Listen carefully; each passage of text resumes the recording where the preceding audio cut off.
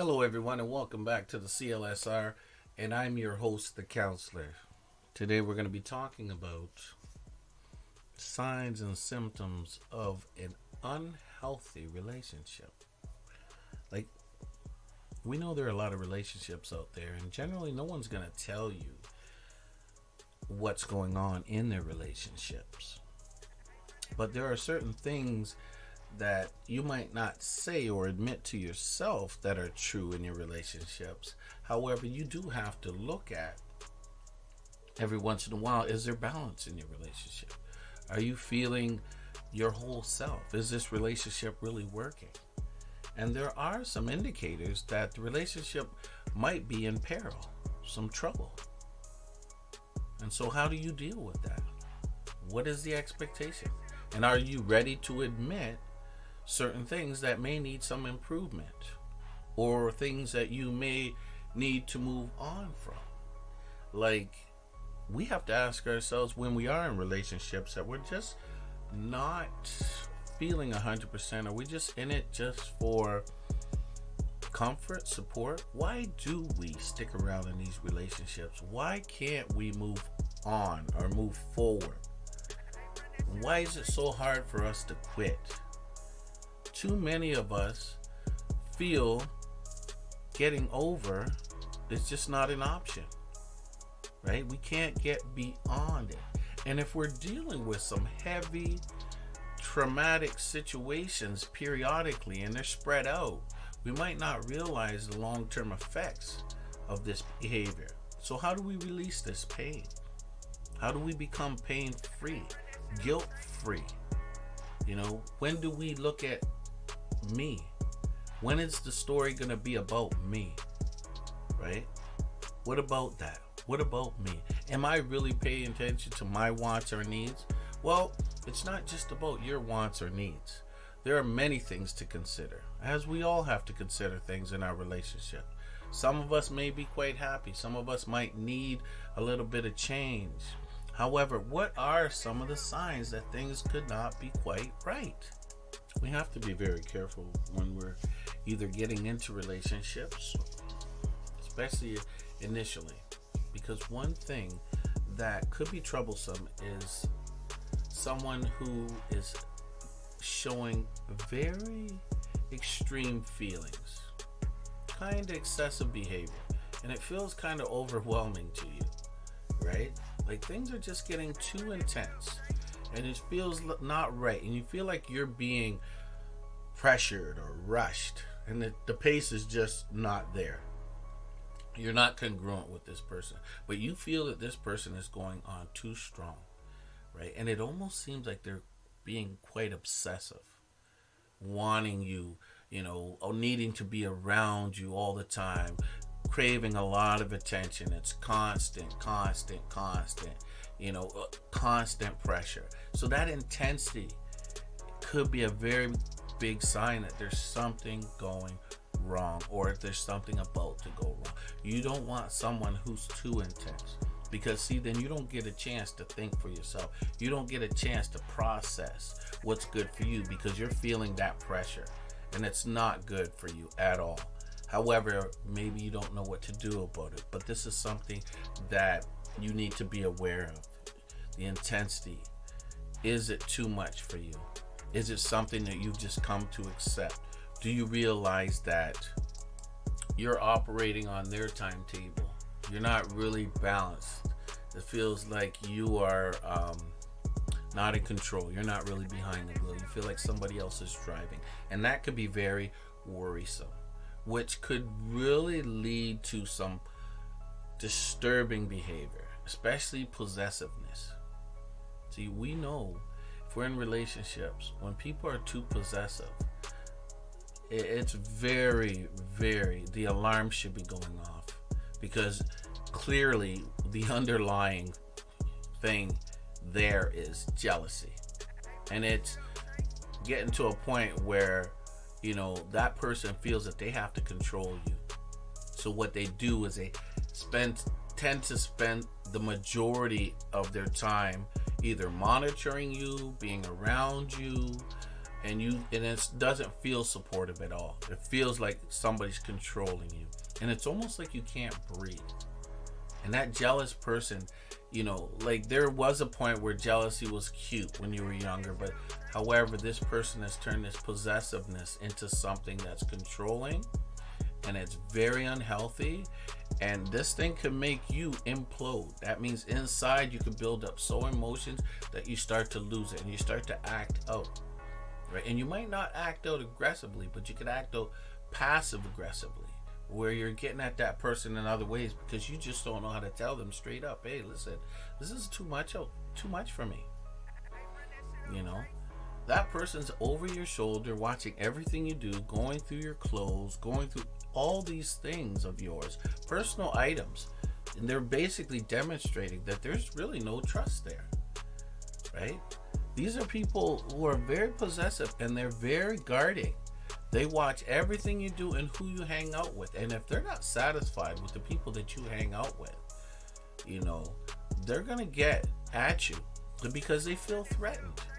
And they start doing a lot of accusations, right? Accusing you of this or that, or maybe flirting or cheating on them. And, they start to watch you or stalk you. Possessiveness, right? There's a lot of excuses people give for that behavior, right? For being overprotective. Some people say they want to protect you or they're just looking out for you. However, these are really strong feelings for people. But for you could actually become the victim of a possessive person. And that's why you look in your relationship. Are you a very possessive person? Do you feel that you always have to be in control or right next to your partner to the point where you have to watch? Because if you are, that says maybe there's some trust missing there. Maybe there's something going on that you're not willing to look at. So what do? You try to protect. Maybe in a past relationship, you've had a relationship where it wasn't working too well, wasn't going too strong. And you realize that, somebody was possessive. Now I'm trying to protect what's mine. And what I'm going to do is I'm going to take these steps to protect. Like there's a lot of people out there, right, who feel to have someone, they have to control someone or watch them carefully or monitor them, or they're going to lose it. It's the fear of missing something. And this possessiveness has destroyed many relationships because it gets out of control. People start doing things, lashing out, demonstrating control over each other to the point where the other person cannot function properly. So they lash back. And it becomes a war, kind of.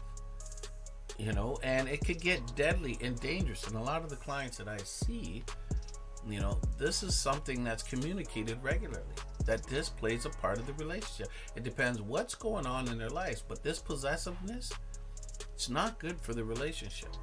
And what needs to be thought about is that trust, that security, that vulnerability that may be missing in the relationship. However, if you're in that and you're the victim of someone who you feel, is over controlling, they're too possessive, then this could lead you down the wrong path. You start to behave different than you normally would because, number one, you're not operating like you normally would. You're doing things maybe sneakily, right? You're not really doing anything bad, but you feel that you can't be yourself. So if you're trying to do something for yourself, right, then you realize that you have to do it on a down low because you don't want them to know. Because if they know, there's repercussions. And you should not be feeling that there's any repercussions in your relationship. That's not a good relationship. If you feel that you gotta hide or you can do all these things to avoid being punished. And see, that could go back into some childhood, those feelings of where you're answering to someone, where you're saying to them, you've got such control on me. I feel I have to lie. I feel I have to be sneaky. I feel that I'm not me. So I'm that little kid again who's being manipulated or controlled. And that is not a relationship that's productive or healthy. Actually, too many people get into those situations where they feel that the relationship, all it is relations. There's no, it's almost comfort for them. They're satisfied on a basic level. They're just functioning. And because they feel that this person is taking control of their life, they're just hanging on. They're just being there. And you have to be careful. Because if this goes on too long, or you allow it to go on too long, then it can easily turn into manipulation from man or woman. All genders should be included, not just man, woman, transgender, all manipulation stifles your mind.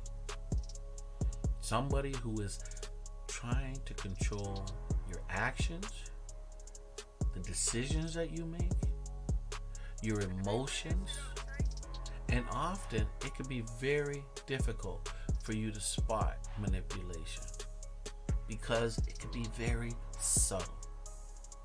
And some people do it in passive aggressive ways. And you know, if you look at it real carefully, you know if someone's manipulating you because they're trying to get you to do things that you normally do. Number one, you don't want to do, and you normally wouldn't do. You know it's manipulation. And you don't feel good at all. Right? But this person ignores you until they get what they want out of it. They're trying to influence your decision making and your feelings. So manipulation is what they're using on you in the relationship. And some of us can spot it right off the bat. And even if we do spot it, what do we do about it? And that's something else we need to talk about. But manipulation is not good for the relationship. If you're feeling that you're manipulating somebody into something that they don't want to do, you know it yourself. You feel it in your heart of hearts. That's what we are as human beings. We know if we're doing wrong. We know if we're crossing that boundary, or if we're trying to convince. But that's why I told you people, a lot of us are selfish individuals. We turns into me easily. Right? And as long as you get your needs met, sometimes people don't care about the other person. They have their objectives, their goals. They want to control this person. They feel that they have to manipulate this person or it won't get done. So right there, that's an indication that they know what they're doing. Because it's something that they're believing in. It's something that they're engaging in. And it's hurtful. And it's destructive in relationships. And often relationships, it's hard for it to be repaired when it goes wrong because people realize and they wake up, they get that aha moment. I've been manipulated. And then they can't turn around and change that. Doesn't matter what they think or do. Once they've woken up to this manipulation, it's hard for them to deal after that. Very challenging. Takes a lot of work, if any work at all. But manipulation in a relationship is very destructive. But you need to look at, are you being manipulated? Are you feeling like have you gotten accustomed to something that you're not really feeling good about, but you're doing it anyway because of your commitment or your promise to commit? See, people promise and make these commitments so they feel that they have to follow through, whether they're comfortable or not, whether it's their decision or not. Once they've committed, they feel follow through. But how many of us are waking up and going, wait, this isn't what I really want to do. I don't value this. This is actually their idea. It's not me at all. I'm not happy with it. I'm not feeling good about myself. And I could see this going on. I got to learn to stop this manipulation because it can easily creep into a relationship. I often hear clients saying that They're in relationships, and before the relationships, they used to have a number of friends and family that used to come in, check with them all the time, be a part of their lives. And once they got into a relationship, that just seems to fade away. Those relationships that you used to have no longer exist. And so you spend the majority of your time with that one person. And which could be very sad if it gets to the point where you're in isolation. See, isolation is very damaging as well. Especially if someone you know. See, we talked about the manipulation, but the isolation after the manipulation could be just as bad. See, these people are keeping you away from those connects, those things that kept you balanced. Now you gotta still, on the other hand, tell yourself, are they keeping me away, or am I keeping myself away?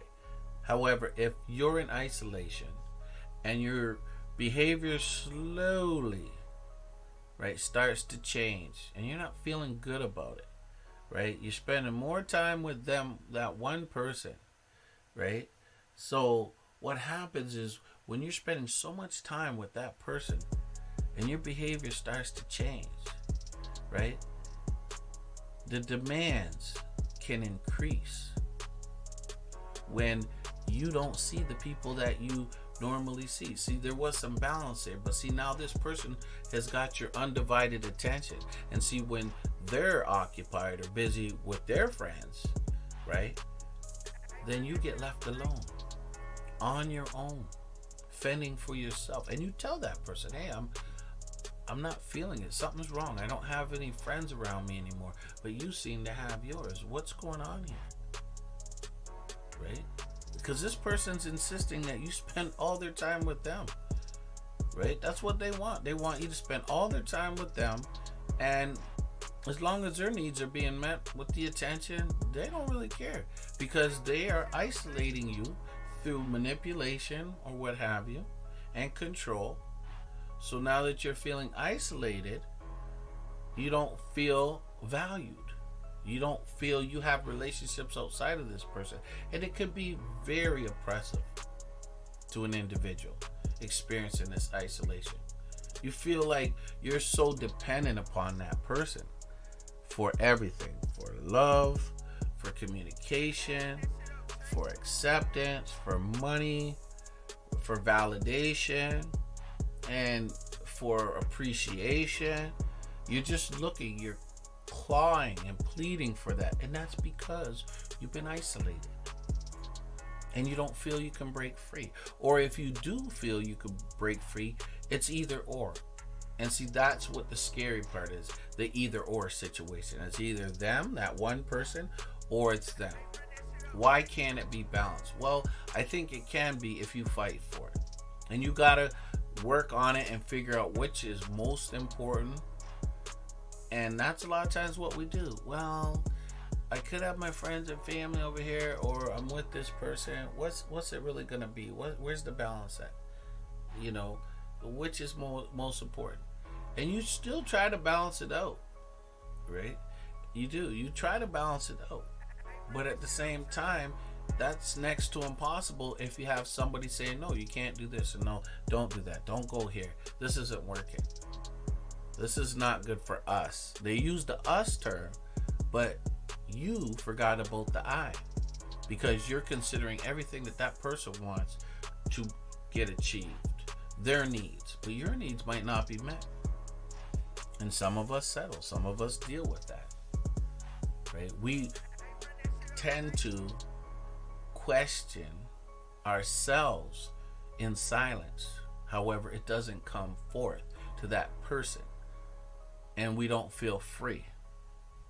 So it's like a double-edged sword where you're damned if you do and you're damned if you don't. But isolation often destroys a lot of relationships, right? When somebody becomes too dependent upon a person, you have to try to find balance. You have to let that person have their balance. And if it's you that's not getting your due, then you need to look at that. You need to look at, what can I change? I've got to get my love balance. And if this person is doing too much to me, it's not good for me. It's not healthy. And I'm not feeling good about it. And it's not going to work. One thing I have to acknowledge is that another issue that relationships encounter is when people try to sabotage your relationship. See, when we're in a relationship with somebody, that we always try to expect the best from them. We want the best from them, and we want to bring out the best. And so we assume that that's what's happening, that person has our best interests, and they're going to support us no matter what. They got our back. However, through some feedback and some close monitoring, we might discover that the opposite is true. We might be dealing with someone who is trying to manipulate and control us through sabotage. Right? Everything we try to do to be successful, they're there to tear it down, or they're there to negatively affect our reputations. So we see they're not doing us any justice. In fact, they're doing us some injustice. See, because these people who sabotage, they keep us from doing things that are important to us. They even go so far as to gossip about us. It's true. You wouldn't believe certain things that could be said. And they'll never say it in front of you. So talking behind your back, gossiping, spreading rumors, right? Or threaten to share things that are very important to you. Private things. See, these people have an agenda. And they know what it is. And sabotage is a part of relationships that actually occurs, and it fools many people. People don't realize until a lot of times after relationships done all the damage that has gone on during the relationship. Right? Post relationship, I find out, hey, I can't believe this was being done. This is why that person had me in their grips for so long, because I didn't want to believe it. I didn't see it. It's not because I didn't want to see it. I just couldn't fathom that this person would actually go out of their way to take my personal power from me, or try. For the what? For them to satisfy their soul and keep them in control. Sabotaging behavior occurs in many relationships. And sometimes it's there to impress somebody else, but it degrades you, and it's threatening and destructive. There are things that just can get under your skin, and it happens. And sometimes it happens at the most inopportune time. And that's when people belittle you. Make you feel terrible about yourself. Less than yourself. Make you feel that you're not valued. And they could do that in many different ways. Name calling, rude remarks or comments. And the thing about it is, these are people who are close to you. They say the people that are close to you are the ones that hurt you the most. And it's true. Because what they say to you impacts you, because you actually care. You give worth to their words. So when they're criticizing you and belittling you or making fun of you, it makes you feel inferior, bad. And sometimes they can be really sneaky too. They try to hide jokes behind it. Watch that sarcasm. Watch those jokes.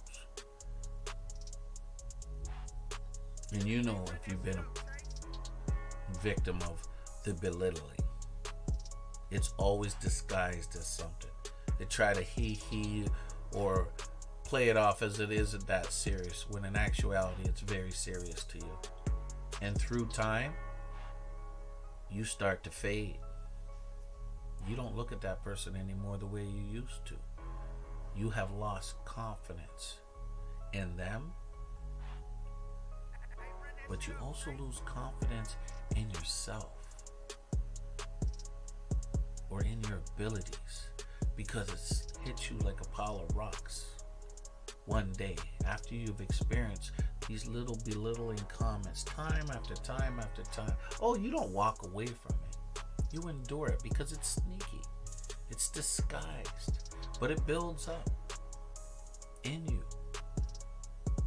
And so that's why you need to do something about that. You have to call on it. You have to call it out.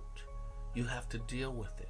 You have to say, no, I'm somebody, and you're not going to talk to me that way, and actually do something. But through time, chipping away. Just think of it as chipping away at a rock. Starts as a big rock, and next thing you know, through time, pebbles, pebbles, pebbles. And see, this person chips away at you until you have nothing left. Nothing left to give. And you're wondering why you live. Because you've got nothing to give, or you feel that you have nothing to give. Because you have had somebody belittle you for so long. Because why? For their needs. To fulfill their needs. To get their needs met. Right? See, a lot of times they say, well, that person that's belittling you, that's how they feel about themselves. But they're not saying it to themselves. So I don't care how they feel about themselves. They're saying it to you. And what are you going to do? And if you feel that he's in control and you're not, or you feel she's in control, because women, men, all genders can be very manipulating. Very, very, very manipulating. However, when it comes to the belittling, I think sometimes we get so used to it. And think about this, people. It only makes sense. We get so used to it. Like if we're in our own space, in our own home, in our relationships, and we get the little belittling, little comments, a little criticizing, right? We tend to take that for granted and we can look past it. However, when does a wake-up call come? I'll tell you. That wake-up call comes when you're in front of people. When you're with a group of friends and see that person who's belittling you at home or carrying on, they can't stop. See, it gets to a point, they've been doing it for so long, they crossed that comfort zone. They leaped over that barrier. They're transferring it from home to a different environment in front of your friends, in front of your family. And see, that's when you get that light in your head to go, aha, this person here, it was okay for me when they were doing it at home, in our privacy, or in the car, or making these comments when there was no one around. However, when they do it in front of people, oh, you're upset. You want to rebel. You want to get at them. Not just because they've been belittling you in front of people. It's because you realize is that the other people see you, not just that partner sees you as something that you can belittle. Other people are starting to take it in, and other people are going to have that. So we worry about what other people think. See, that's the big thing in relationship. What our partner thinks, we put up with that a lot. But what other people think, oh no, that's where we want to start drawing the line. But see, most partners are careful not to cross that barrier. They keep it well controlled. They keep it within their boundaries. They don't go out there and start doing things in front of the public, right? Because they know, number one, they're going to get shamed, or people are going to look down on them and say, hey, is that how you handle your business? Is that what you do? And then they're afraid they'll get called, or someone else will get hip to it and speak to their partner and go, hey, listen, why are you putting up with that? What is wrong with you? You are more than that. You're not, nobody should be talking to you that way. They don't want that. They're very aware of what they're doing. See, all these behaviors intertwine: the manipulation, the isolation, right? Belittling. These are things that someone can use at their discretion. And if you're not careful, it can break you down. See, we got to watch our comfort zones. And we got to watch our routines of where we're at on a regular basis and how we're functioning within that environment, our personal space. Because believe it or not, once you get a comfortable space and that other person, that partner of yours gets comfortable in that space, oh, they can pull all kinds of tricks and manipulate. They can tell you things. Because they feel that they have the power to tell you what to do. Or vice versa. But the point is, belittling is a very big thing in a relationship. And people are running out there messing with other people, doing all kinds of things for a number of reasons. But this is just one. That's when you know your relationship is not good. And that's, instead of people standing up and handling the situation, they run out there. They start looking for somebody who could talk to them. And that's not hard to find. See, when we get comfortable in a relationship, there's something that it's almost like you're with somebody for such a period of time that comfort translate into connection. And it's like we start to see ourselves as one, where we feel so comfortable that there's no boundaries and we could just impart whatever we want in that person in our lives. Because we're so comfortable, we're so connected, it's just what we do. So if we say something, we expect them to take it. Right? We all can't, right? But I say address it is important, because belittling can easily happen, and it does happen. And if you do feel that you're being belittled, you need to do something about it, because through time it can break you down. And sometimes it breaks people down, but there are times where it just breaks people. And what do I mean? What's the difference between breaking them down and breaking people? Well, let me tell you. Breaking them down is different from breaking people, is because when it comes to breaking them down, that's when a person gets to still recover from it. Right? When you break someone down, that means they finally catch the light. They start to do something about it. They implode, they get angry, they get frustrated, they act out, right? You break them down, and then they just rebel. Some recover for sure, but some just, they act out and they push it back your way. That's breaking down. You break them down to the point they can't take no more, and then it's an explosion, right? Breaking them down. But breaking someone means you broke them. Your comments have impacted them for so long that person has learned to accept it. They deal with it. They feel that there's no other choice. They don't have choice in their lives. It's only what they have to put up with. It's just a part of life to them. And that's when you broke them down. But you breaking them means you broke their spirit. They can't get back to who they were, because they've resided in the fact that you are their only existence, and you, like I said, have connected with them, that it's almost feeling like one that, hey, I have to accept this. This is just who I am now. It's not that big of a deal. It's just not. I've got other things to worry about. And see, be careful, because that person knows that. That person knows. See, a lot of times when people treat us a certain way, they're very aware of the limits that you could really go to, or they think that you could go to. So they know if they're putting you in that belittling position. They know if they talk to you, oh, you got work, you got responsibilities, you got a bank account, or you got a house that you got to pay for, or you're paying for together. They know you rely on it. So they know it's not easy for you to walk away out of that situation. They know it. They're aware of it. Of course they are. So you have to put these things into context. People are aware that it's not just a walk-away situation. For some people it is. Some people are like, forget it, I don't care what's going on. This is too much for me. But the majority of people are aware when they're putting these behaviors to work, they know. They know they got you to a certain point where you're powerless because they've been working on this. This isn't something new for them. They did it in their past relationships. Now they're doing it with you. It's become commonplace, acceptable.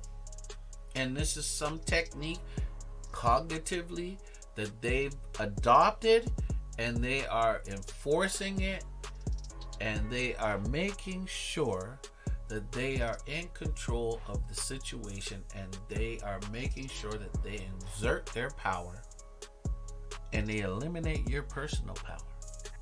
And they can do that. And some people run from that, but the majority, they don't. They go, oh, I can't just walk away from that. I got too much going on. And I told you, they know this, right? You got a child with them, right?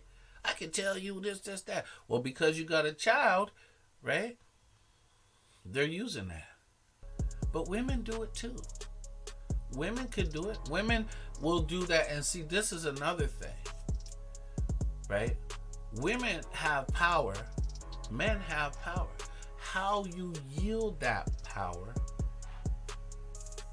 makes all the difference, right? Women could do it too. See, a woman could have a child, and you could be in a relationship where you have a child together, and she will know, hey, listen, I can manipulate just like you can. I can belittle just like you can. And I could use that child on you if I have to, right? I might put something in that child's ear that they don't need to hear, and vice versa, right? See, this is the thing, right? You could have a child and you could use it as a pawn where you're criticizing your partner. See, this is where it gets dangerous and deadly in relationships, where they try to empower themselves by using that pawn, right? And criticizing you by speaking in that child's ear, belittling you to empower themselves, right? See, somebody, when you think about balance, think of this. Think of a scale. You have a scale and you have someone who's belittled, right? Little. Well, somewhere, if someone's being belittled, someone on the other end of that scale is being empowered. So there's a power imbalance, right? Little, big. Think about it. So for you to get that balance, it can't happen like that. You can't have someone belittling anyone. Someone cannot have all the power. And see, this is what happens is we have a power imbalance where that person who's being belittled loses their power and the other person gains the power, right? So they become powerful. And there's a power imbalance. And that could be troubling. And the power imbalance doesn't have to be static. It can move in relationships. But in certain areas, like the criticism, the belittling, there's a power imbalance. If you're being belittled. And see, some people can live with that. Some people cannot. Some people will argue about it. They'll make reference to it and they'll move on past it. That's why I say in a lot of these situations, you need to know what is good for you. And you have to periodically say, what's good for me? See, we don't own each other, but we think we do. We're very selfish, possessive human beings. We are. We feel that we have to own people. Right? We do. We have to have that safety and security. And if we don't follow this pattern of behavior, certain things are going to fall. Right? Society has its rules, its norms, and when we subscribe to it, right, we get a little away from our humanistic side. But hey, there has to be order. Well, I'll tell you something right now. There has to be order in relationships to a point where there's a balance. Because when there's a power imbalance, it's very scary and someone's getting hurt. Whether they're speaking about it, acknowledging it, or doing something about it. I've seen it happen many times. And the thing is that you want to say something about it, but however, a lot of us, we don't. It's your relationship, I see it, right? Or if you're doing it, and somebody calls you on it, are you acknowledging that, yeah, you could be doing that? You know what I mean? Saying sorry is one of the hardest things to do. It really is. It's almost not a part of who we are. However, we need to embrace it if we make mistakes. Bring some power back to the relationship. No one should be all too powerful in a relationship. There should be no belittling going on. Period. We should be trying to make sure we respect each other. But there are people that go above and beyond. There are others that know how to get their needs met through their actions, namely guilty, making you feel responsible for the things that they've done. It's like they expect you to keep them happy, right? So in turn, they blame you for things that are totally out of your control, and they make you feel bad about it, right? You know, and it's some of the scariest things, and it's a topic that we really don't want to talk about, or we tread lightly around. And you know, and they know that this is some of the most delicate part of a relationship. And some of you can say that you're guilty of putting in the guilty, which means how many of you have threatened to hurt yourself if these people don't do what you want them to? I mean, how many of you are honest in a relationship? How many of you actually resorted to this, I'm going to hurt myself if you leave me? And I know if you're looking at your partner right now, or a family member, you've had that. And that right there stops you. Because you're at a loss. You don't want to be responsible, but that's what it is. They make you feel guilty. They make you feel that what's going on in their life, if you don't take care of me, right? If you don't understand that if I do something to myself, you are liable. And that guilting occurs in most relationships. Some people come out right and say it. And see, this is where it gets problematic. Because some people come out and say, if you do that, you leave. I don't know what I'm going to do if you leave me. I don't think I can live anymore. And you're stuck. You pause. And rarely do we pause. But they know. This is it for them. They're going to pull out all the stops. We've seen it. Right? We own it. And they want us to own it. See, that was the whole purpose. See, you can't control what they're doing, but they want you to be responsible. So if I hurt myself here. Now, let's get this clear, people. I'm not talking about young people who are threatening to hurt themselves and you look the other way. No. However, even that is scary because you feel no matter what, you are responsible, especially in a relationship. It could happen in a family, from siblings to parents to relationships. The guilting can run rampant. And the running around making other people feel that you are going to be responsible if they hurt themselves is a stopping point. They got you dead to rights. Because you know what? You don't want to think about what if they do. I don't know if I'm going to have to. What am I going to do with myself if this person does go and hurt themselves? Because they do it. It's desperation. And we'd like to put our finger on it and say, wow, that's real desperate. But we don't know. We can't read into the future to go, that was bull. I should have been listening to that. So they got us. We're like fish on a hook. They got us hooked. They got us feeling that we are now under their control. They know exactly what they're doing. It's a form of manipulation. It's called guilting. And they use it on us. And they reel us in and they let us out. They reel us in and they let us out. They reel us in, they let us out, and we don't know when we're going to get off the hook. But this is the game that is played. And if you've been in a relationship and you've had somebody in there who, let's say you did something and you feel like, you know what, I got to get this person back. So I play that guilty, where I tell them, oh, you know what, I'm the problem, but I'm not playing like I'm the problem. So what do? Is I put the guilt on them to make them feel they're the problem. See, this is something that happens in relationships, and it happens quite often in different relationships. See, you might not have that happen once, but every 2-3 years.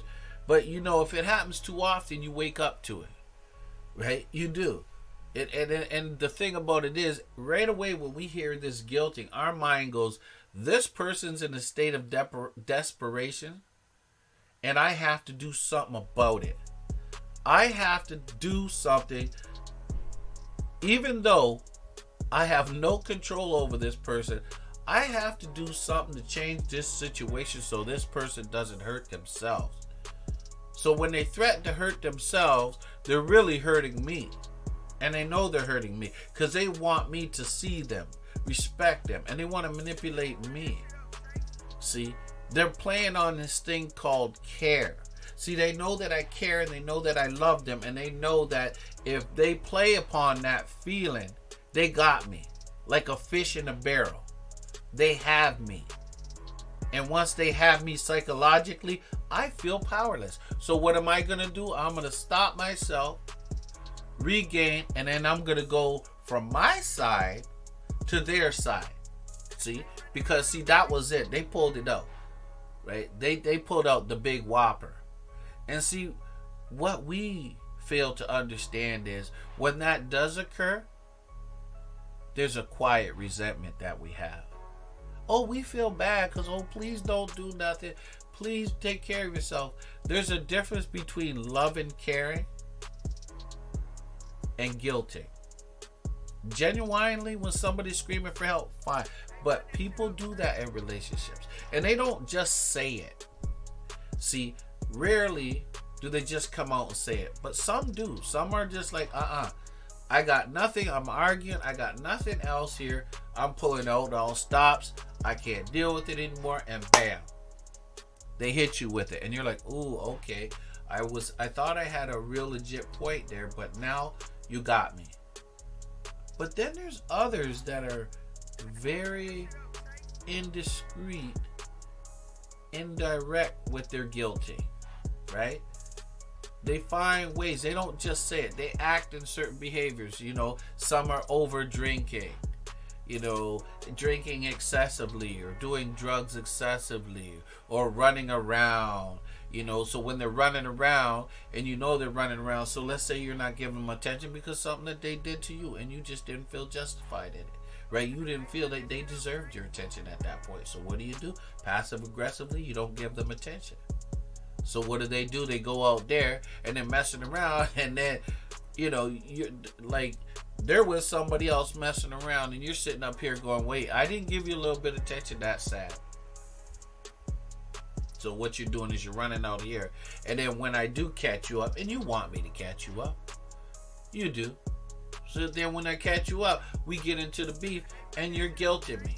You're making it feel like it was my fault because I didn't give you the attention when you needed it, at the time you needed it. That you're going to go out there and guilt me into feeling that you're running around because what? I didn't give you what you needed at that moment. So you're guilting me. And there's other ways people guilt you. There's so many ways that people can guilt you into feeling that you are to blame. Things are so out of control and they make you feel bad for them. And you gotta watch that, because that can be a part of the relationship. But if that's what somebody is, or someone is resorting to the guilting all the time, you need to pick up on it. You need to go, no, you're not going to manipulate me because you're trying to get your way. This is happening too often.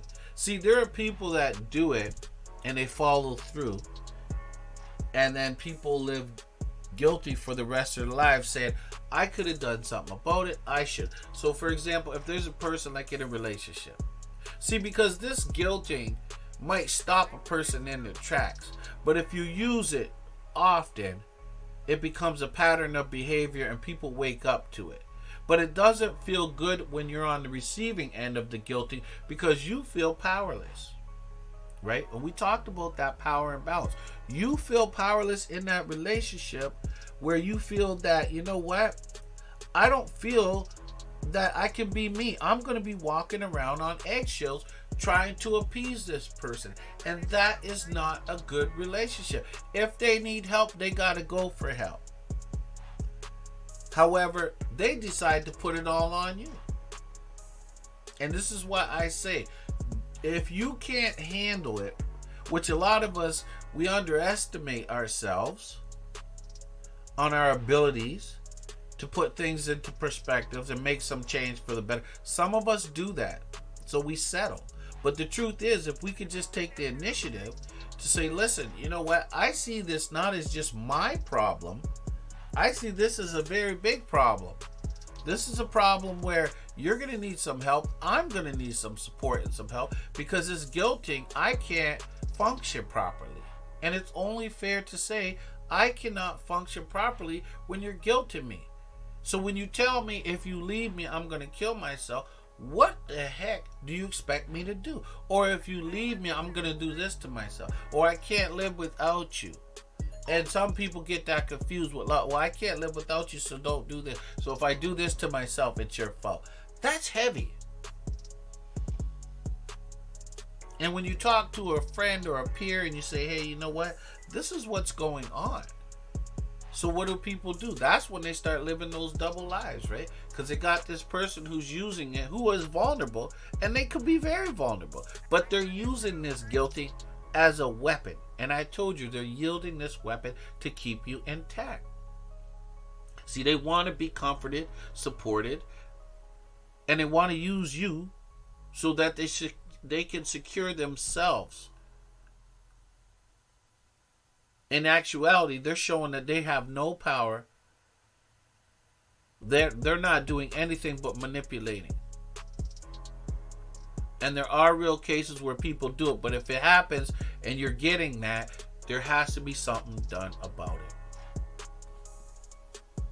And you might need assistance with dealing with it. But guilting is very common in relationships. Where it plays a part in the relationship is another thing. How it rears its ugly head is another situation altogether. You have to figure out if you're being guilty. Because those are serious things that will impact the relationship to the point where it's not even a good relationship anymore. It's desperation and manipulation and frustration. So if someone's guilting you into these threats or making you feel bad about yourself, you're going to have to step back. Because sometimes we're trying to solve these problems ourselves, right? We think that, oh, it's just in these four walls. Nobody else is listening.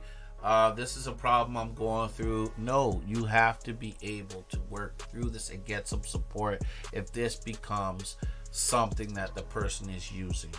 And it's okay if you say, listen, I can't really function when you're telling me this because this is not really me. I don't know what to do. You're crippling me. I can support you. I can shake your hand. But there are some people that go, I've had enough. You've done that time and time again.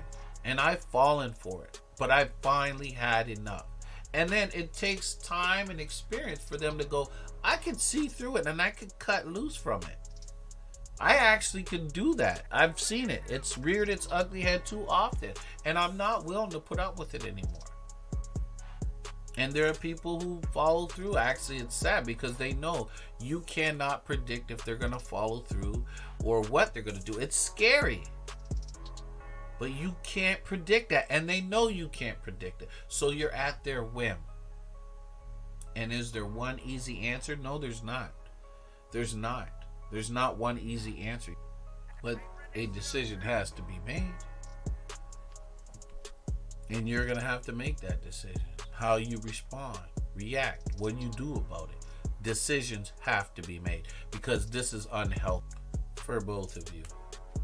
Someone trying to use you, they're clearly not feeling good about themselves, and there's something going on within them where they got to the desperate point where this is something that they have to utilize to get their way or to get you to see them.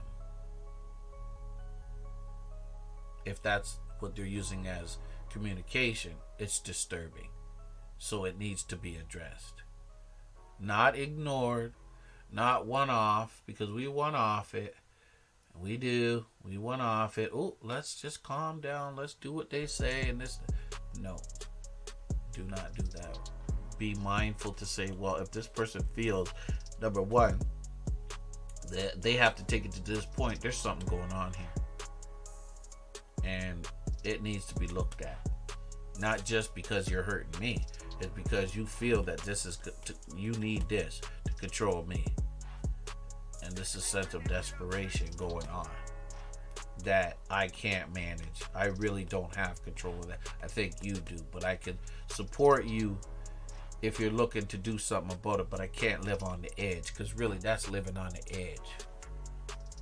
And speaking of living on the edge, another reason people are living on edges is because of the obvious behaviors of volatility.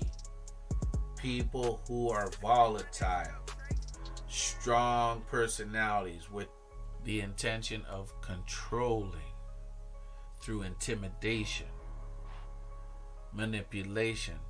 But the difference is you feel scared. You're intimidated, often confused. Because, see, this person who's volatile, they need somebody to pay attention to them. And they're really reacting to little things. And this is a part of the relationship where you have a very volatile person, where when you say something, they just get upset, right? And it gets to the point where you can't say anything to them. So what do? You walk around on eggshells. And often when things do need to be addressed, they can't hear it. It's a pattern of behavior that they've adopted. They feel if they yell and they scream, they're going to get their way. And in a lot of cases they do. They back people down. But sometimes in volatile people, there's volatile families. And that becomes a pattern of communication, volatility.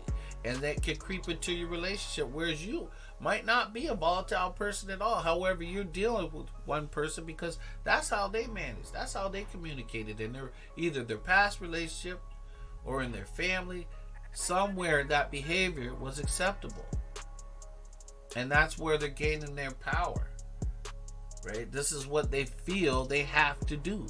And it's just what they do. And in your relationship, if you're dealing with somebody who's, easily triggered, they're strong, you're scared, you're under, this constant cloud of intimidation, right? With this person that does not seem to have control of themselves. They only want what they want and they cannot see past it. And anyone that challenges this person, watch it. Because they're going to exert their power over you and they're going to do whatever they can to scream, yell, provoke, intimidate, and manipulate. And through their overreactions, they create a very, very unhealthy relationship. The yelling, the threatening, the violence, right? They lose control. And see, these people often blame other people. Well, you said this to me, so you made me angry. See, you shouldn't be talking to me this way. So what did I do? I lost control because you shouldn't be talking to me this way. So am I threatening you? No, I don't think I'm threatening you. I'm just telling you. Well, in actuality, they're threatening you. They didn't say they're going to do this to you, but the way they're coming at you verbally, it's not just what they say, it's how they say it. And that's a threat. And that could be very condescending and unnerving. And no one should have to be scared. No one. However, you could have those people that aren't doing it all the time. See, people think that because you're volatile, you have to do it all the time.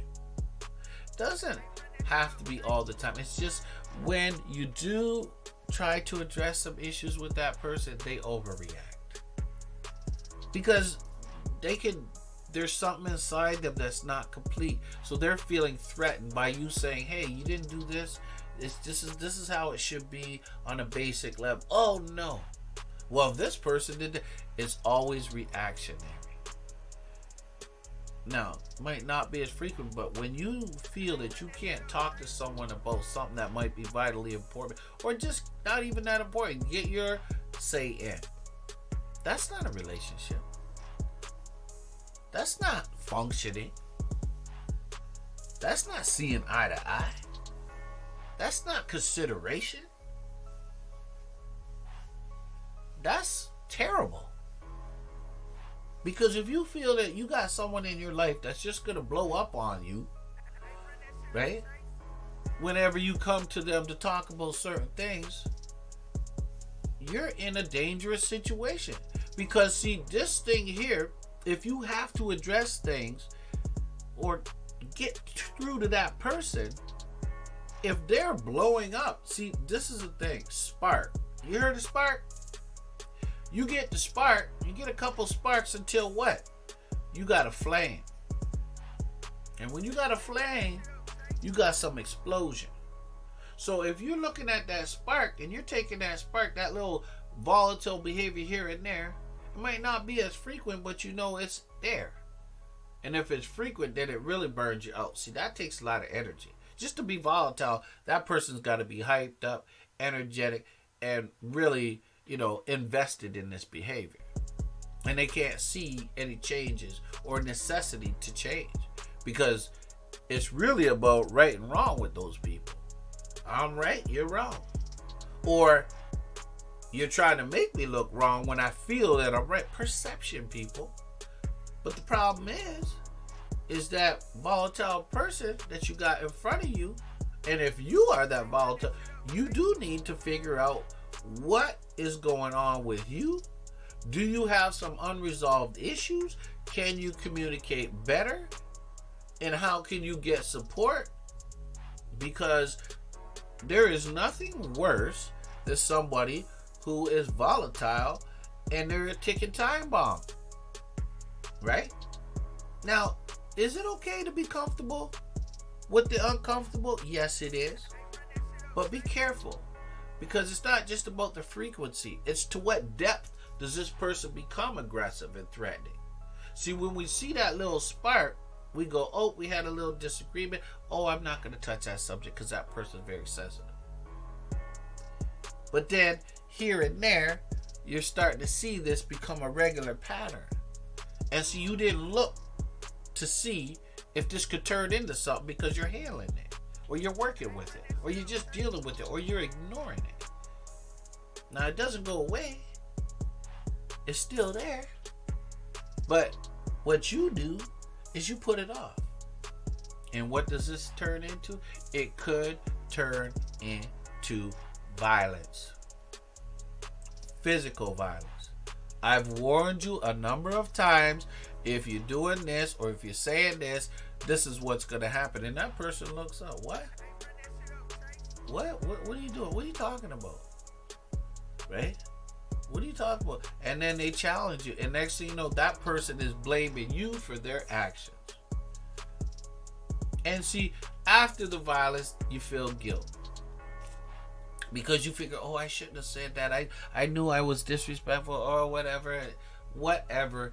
It's a dynamic that is very complicated, sophisticated, and there are so many layers underneath to volatile people that for them to be calm, cordial, they have to peel those layers down or break them down. Get rid of that baggage that has been hanging over them, that they've built up, that they've adopted. Because rarely it comes in the vacuum. Because there are influencers and antecedents that usually lead up to this behavior. Right? What has caused this behavior? Let's look at some of the antecedents. Now, you're not a psychologist or a professional. And in a relationship, you're not expected to be. So that's why I say get some support there. And I mean, be careful. Because when I talk about support, a lot of you jump to family. And yes, you can converse with the family, but when I'm talking about support, I'm talking about not just talking about what happened to you. I'm talking about if you're going to work through this thing, period, or if you feel that it has to be worked on and it's not acceptable for you, you have to go to a safe place in a safe space. And I don't mean just a family member's house. You can talk to family for sure. Get the support. Oh, the family's going to tell you, oh, you could do this, you could do that. Well, the thing is, you need an unbiased opinion when you're dealing with volatile people. People who overreact to things. You know, get violent. That violence can come out. And like I said, it's those little sparks we're not looking at. Be careful with those little sparks. Do something, but do not ignore. But get some professional assistance. In addition to speaking to your people. Right? We can't all run away from our problems. We can't. That's what I was told. We can't all run away from our problems. It's just, we can't. We can't do that. Let's be realistic. We can't. Bull! If somebody's going to put their hands on you, go upside your head, touch you, physically harm you, or put you, you can walk away from it. Whoever came up with that saying, oh, you can't walk. Yes, you can. You just got to plan how you walk away or get away or take care of yourself. It's not easy. I didn't say anything's easy. See, life isn't supposed to be easy. See, people who expect life to be easy, it's hard. But if you expect life to be hard, it can be a lot easier on you. Hey, I got to put in some hard work for some change to happen. Even in this relationship, I got to put in some hard work, and so do they. It's a we.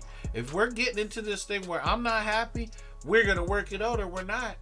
And if we're not going to work it out, I'm walking. See, a lot of people even threaten, I can't be here no more. Right? I've had enough. Right? And people say, oh, how dare you say that? Like, you know what? And they use that as a threat. That's guilting. That is. Right? How many of you have been in a relationship where you say, I've had enough, I can't do this anymore. Right? I'm done. I'm done. And we do that. To what extent we take it is where we take it. Whatever happens, you have to deal with it. You can't go with the guilty. But there are people that say, hey, you know what? I don't want to be here. And they're basically saying it's enough for them. Not that they're running away, but it's enough for them. But I say when it comes to the violence and the volatility and the threatening, and if you walking around on eggshells and you don't feel like your house is a home, right? You got to give a dog a bone and go on your little way, because you can't be sitting up there feeling less than who you are, people. You got to know who you are. You have to feel that personal power. That understanding that you matter, that you value. You don't need anybody to see. People think that they need people to tell them who they are and find validity in other people. People will say things. See, a lot of the times people are operating under the guise of what's good for me is not good for you. So they're not really going to treat you as good as they would treat themselves. So the comments that might come out of their mouth, right, is going to be partially good. Not as good as they really could be. Because they're reserving that for themselves. Right? So, yes, they have good intentions. But true good intentions stay consistent. It's not just in the comment. It's in the action. It's not just in the word. See, and be careful with that too. Because there are people who are very good masters at this volatility. They'll get volatile aggressive, right? And then what they'll do is they'll sugarcoat it with, oh, I did this, so I'm going to be nice to you. I'm going to be sweet to you. Right? Oh, I know I went overboard. Next thing you know, you're in a dangerous situation because they smooth you out. Watch the smooth operators. And I'm not just talking about men. I'm talking about women too. See, women have that power where, men for sure can get out of control. That's a given. There's a lot of men, not all men for sure. Men should never do that. But there are men that lose their stuff. They don't know who they are. They're just out there acting a fool because they're just not right. They just feel that they got to. To get the thing under control for whatever reason, it's not right. Bringing it to the aggression and the threatening, and that's not how a man should operate. He shouldn't be threatening anyone, especially his partner. Woman either. Okay? We're not talking about percentages or statistics. Nobody should put their hands or threaten it. Oh, we want to work through it. It happens, so we deal with it. That's the hard work we're talking about. Right? But women have it too. See, women could get aggressive and threatening. And so be careful, because if you threaten, oh, I don't want to be with you no more. I'd rather he's talking to me, right? Be careful. We're men. We're going to lose it. Don't start talking. See, and that's what happens when you get angry. When you get angry, you say things that you should not be saying. And so you bring it to another level. See, women do that. So what do men do? They go off, and then when they trip, oh, yeah, I'm sorry, baby. Just stop. Be careful. The smooth operator, right? He's going to trip and maybe be good to you for a while. So whereas you don't remember it, or you look past it because you want to look past it, and they are aware of what they're doing. They're not looking to get support and help to control themselves. They just realize, you know what, it's been a while. So what? You did something to get me upset. I'm losing it. This, that. So even if you're scared for a moment, it doesn't matter. Right? You know I love you. You know I'm there for you, baby. I made mistakes, but guess what? I'm here for you. I really, truly love you. See, people use that word, and we got to talk about the word love in the next podcast, because I think it's used so often that we are starting to lose sight of what it really is. And should we really be using love? Oh, I love you. We can refer to that word. It's so easy to say, hey, you know what? I care for you. We should switch the word love, right? We can tell people we love them. But see, consistency is important if you're going to use words. Actions and words have to be congruent. It cannot be one without the other. You don't tell me you love me, but you show me something different. Right? All right, then. So let's keep it there. But when it comes to the violence, women do violence. Men do violence. Women are volatile. Men are volatile. But when it comes to threatening, yelling, making someone feel unlike themselves to the point where they don't feel valued, it's very, very problematic. And it is in relationships. And it has to be dealt with. And it could easily be overlooked, right? Because we want to overlook it. For sure, it's what we do. But volatility happens in many relationships, and we look past it because we don't want to run away from it. No. But if you have to get away, you got to get away for the safety and security of yourself, your family, whatever. Take it, look at it, analyze it. Is it unhealthy? Is something being done about it? How much is it impacting my relationship? And how much can we put up with? Or I, not we, I. How much can I put up with?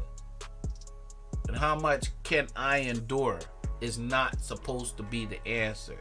Is what are you going to do to get control of this behavior? Put it on them. It is their responsibility. But too often, we are dealing with people who are deflecting their responsibility for one reason or not. And that's another huge thing that impacts relationships on a paramount level.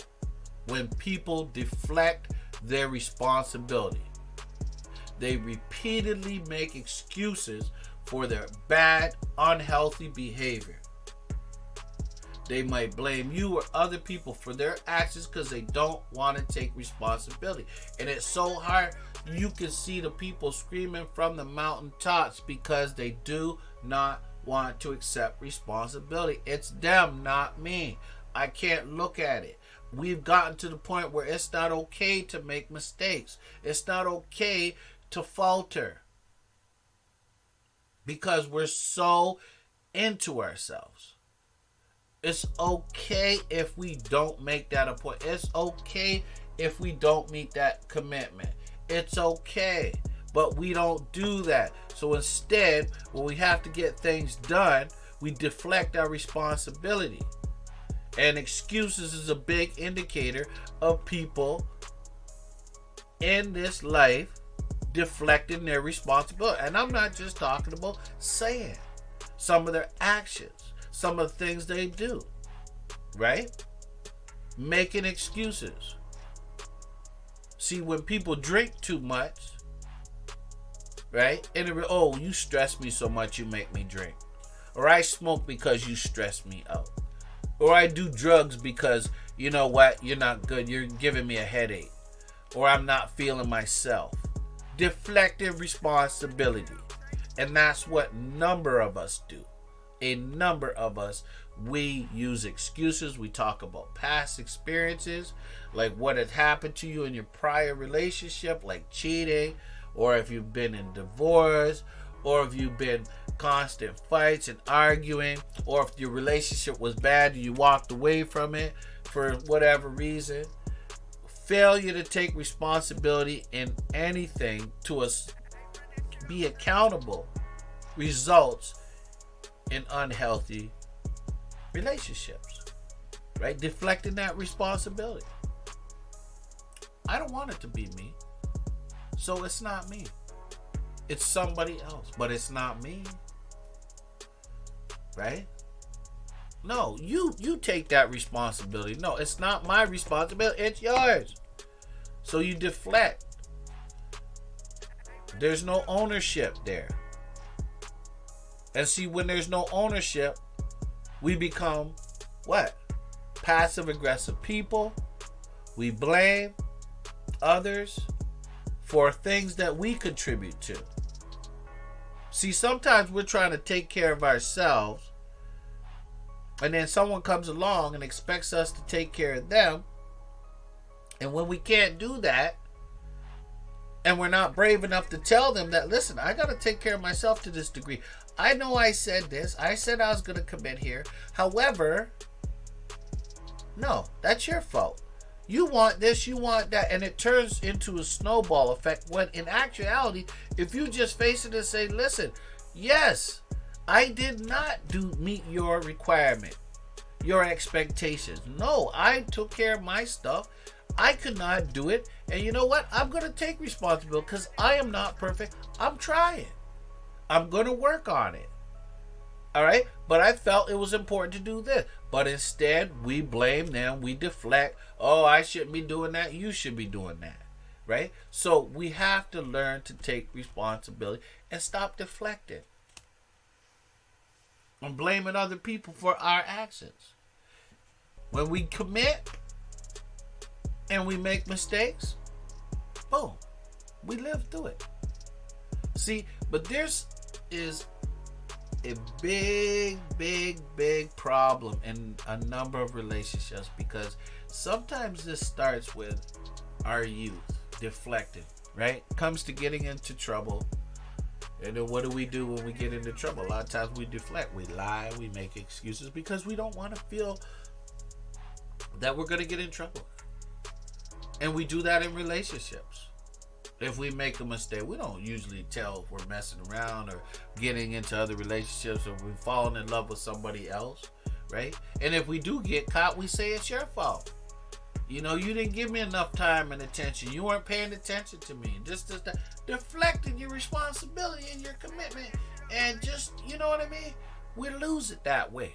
It's hard for us. And see, the longer it goes on, it becomes very challenging. Has nothing to do with you. because you feel that, you know what?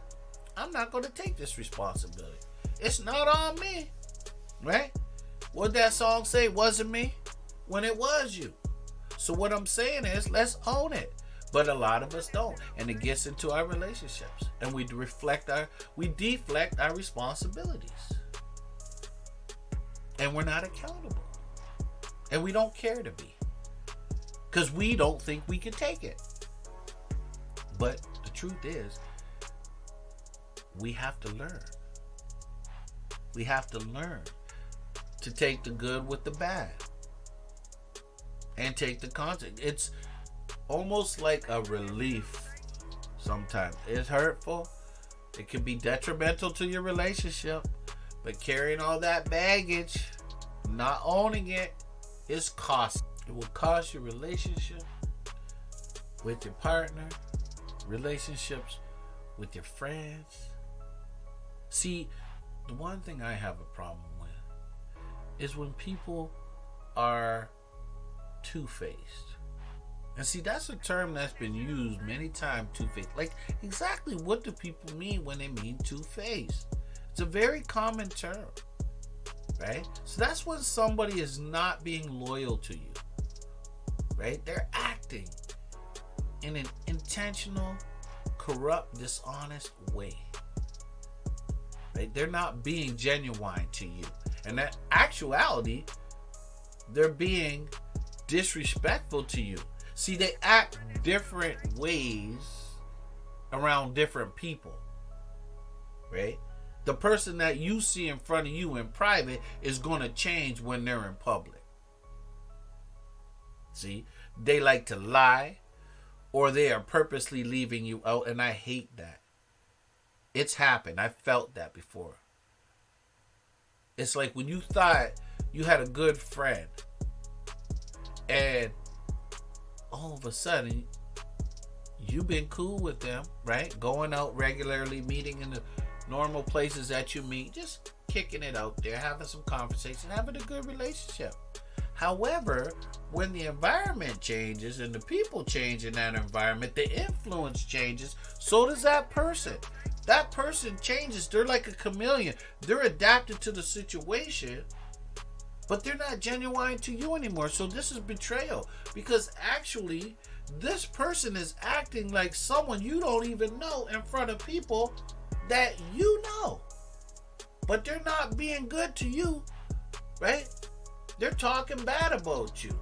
They're acting like you aren't that person that they're regularly hanging with, right? That person that they kick it with on a regular basis has changed all of a sudden because somebody, has come along that they feel that they got to impress, right? Or they have more connection too. And the truth becomes clear that this person is actually betraying you, right? For whatever reason. And we got to be honest. Ladies, some girls or women, ladies, they get out there and they can be your good friend, but then when they get around different girls, different things happen, different things are said, and you get surprised and you have to hear from a third party about this person. Or if you get together with them, right, they call you over to their party, but then they have other friends who they've talked to you about that they didn't get along with so much, so good, so often. All of a sudden, they're playing up to these friends in that party that they call together. And all of a sudden, you're the stranger in the party. Yet, you commit to them. You show them love and respect. You were open and genuine with them. However, that is not being portrayed. There's no transference. There's no congruency. This person has turned into someone else for their whatever reasons, their vulnerabilities, insecurities, whatever. That's not the point. The point is betrayal has occurred. And sometimes that is destructive to the relationship. Right?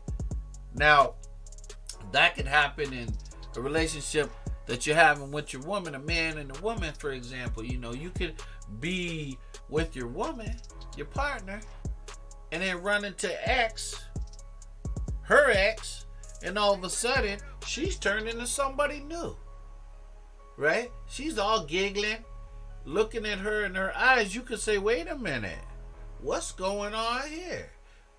Is that relationship really is it gone or is it alive? What's going on here? Because you're looking at that person like, wait, you didn't say that to me. This is a different person, and she's acting different in front of this person. Like they got some sort of connect. Is it me?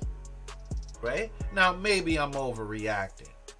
But then maybe if they're trying to spend a little bit of time with that person and, they're acting a little funky where they're, making time for that person and they're acting like your time is not as valuable. Be careful of these things because that could be betrayal in the making. So watch how the behavior is demonstrated. And you can see it. You get a feeling. See, this is the thing about being a human being. Feelings come to us. Observation. It's a whole gamut of things that come together and it turns into a feeling. Right? And it gets in you. And yes, people could call it jealousy. But be mindful of these feelings. But betrayal can happen if you're not watching. If you're not careful. If you see that person change altogether and they're not genuine the way that they were before. And so when you speak to them, they're speaking in a different language in your face. And you're looking at them like, wait a minute, something's up here. I don't like that.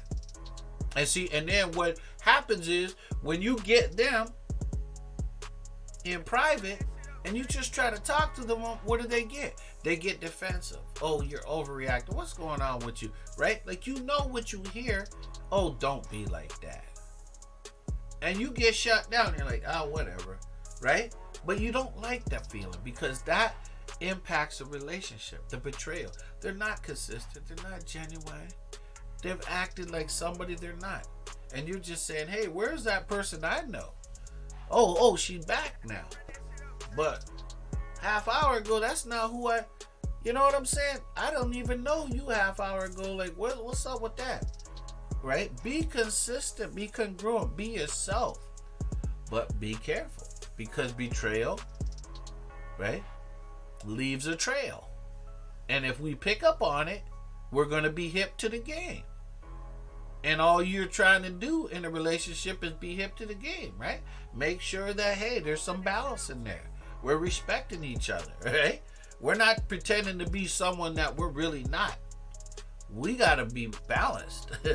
We got to respect each other. We got to share the power. You get our power this time, but I got to get us another time, right? It's got to be a balance of power. But if you find that imbalance, that's where it doesn't work, right? That's where it doesn't work. You don't got to treat me the greatest all the time. Yes, you do. If you want to be with me, you got to treat me good. I got to treat you good, and you got to forget all this foolishness and what you don't have. If you want to be with me, you got to treat me well.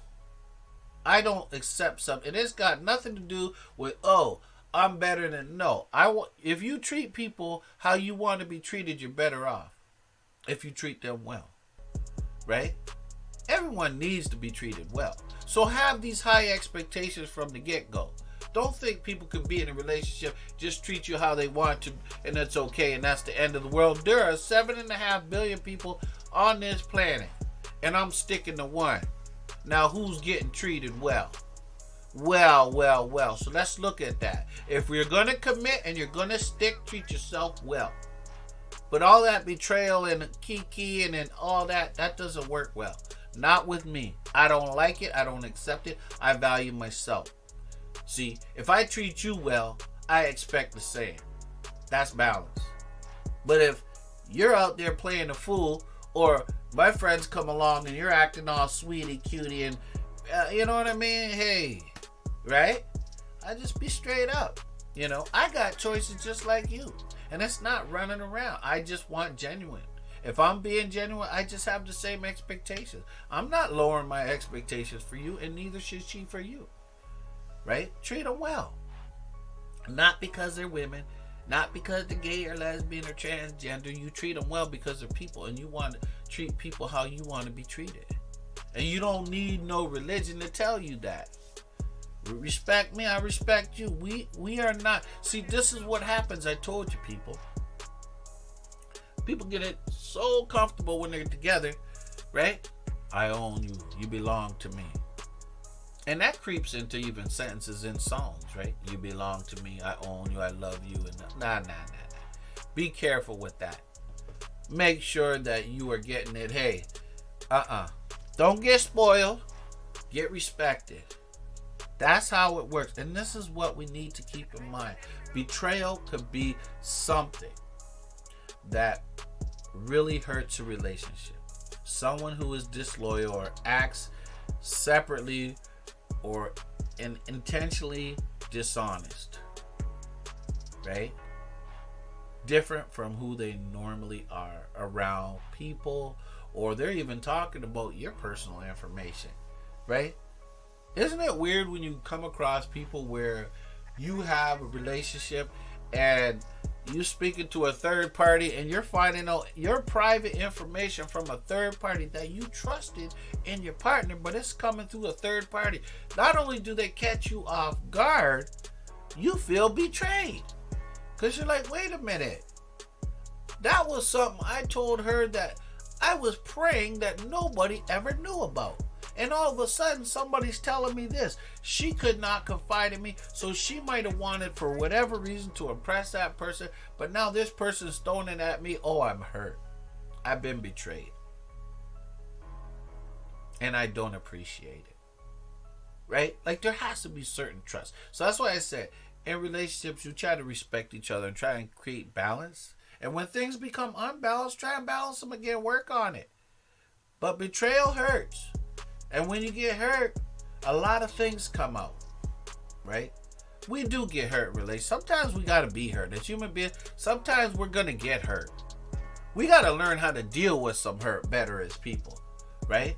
Dealing with the hurt. Learning to be, flexible.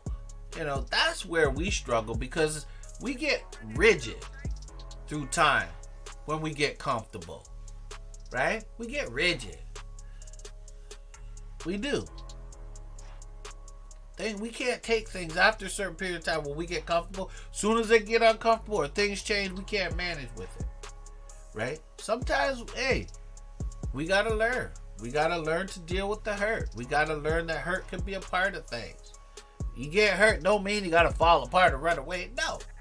But I don't mean physically or emotionally hurt and physically. You got to make that decision as an individual what you're going to do in that situation. And when you can't take it, you got to trust yourself. I've had enough. Don't take it. Don't wait till you have enough. Start working on it. And if it ain't working, don't work it. And if you don't have somebody working it on it with you, you ain't working. Trying to work on problems in a relationship all by yourself, that's where you'll be by yourself, even if you're in a relationship, right? You trying to get some help in the relationship, but the other partner says, nah, I don't need no help. I'm fine. Well, that means they don't care. They don't care that they're not validating your feelings. They don't care how you feel about the situation. They're not even trying to. And we have those hard hits, right? It's not easy. It's not simple. I never said it was. But those people who have personal power understand the greater picture, the big idea in a relationship. And they will. They always will. They'll know and understand that there's always work to be done. Nothing's set in stone. So if you got somebody set in stone, they're set in their way. They'll never change. Well, then maybe if I change with the times change. So if they don't change for the better, then that's not for you. But how you realize it or when you come to realize it is on you. See, that's what I said. You have that personal power, that personal belief that you matter and that you're in it together. We're not here forever, but we're in it together. And if we're in it together, we're gonna what? Stormy weather, we're going to understand that if we're going to stand the rain, we're going to experience some pain. And if we experience some pain and we're going to gain, we're going to work together. This is our issue.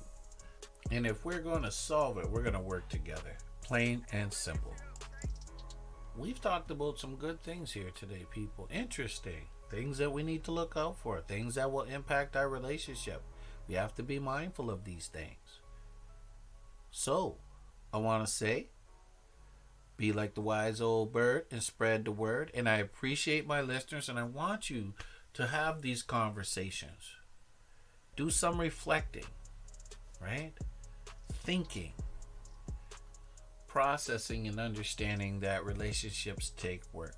So I want to say thank you to all my listeners, and take care of yourself.